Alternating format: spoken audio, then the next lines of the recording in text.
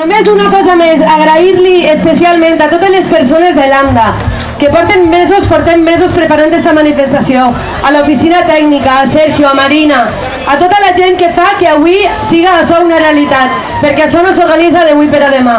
Gràcies a totes i a tots per vindre. I seguim, que la festa continua. Gràcies, bona nit.